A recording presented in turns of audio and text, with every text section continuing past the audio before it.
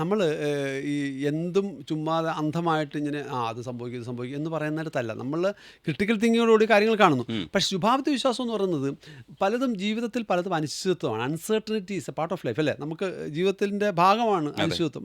നമുക്കറിയത്തില്ല നാളെ എന്ത് സംഭവിക്കുന്ന പല കാര്യങ്ങളും. അവിടെ നമ്മൾ എനിക്ക് എന്താണെങ്കിലും ശരി മോശമേ വരത്തുള്ളൂ എന്ന് ചിന്തിക്കുന്ന സ്ഥാനത്ത് എനിക്ക് നല്ലത് വരും എന്ന് ചിന്തിക്കുന്നതല്ലേ നല്ലത്.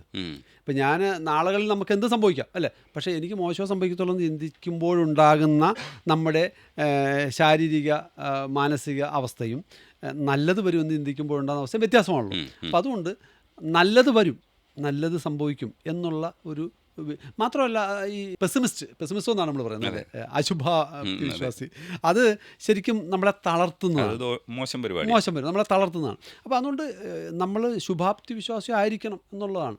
എന്ന് പറഞ്ഞതിൻ്റെ അർത്ഥം നമ്മൾ ആരെന്ത് പറഞ്ഞാലും വിശ്വസിക്കണമെന്നല്ല. അതിനാണ് നമ്മൾ ക്രിട്ടിക്കൽ തിങ്കിങ് എന്ന് പറയുന്ന ഒരു ലൈഫ് സ്കിൽസ് തന്നെ പറയുന്നത്. അത് വേണ്ടതാണ്.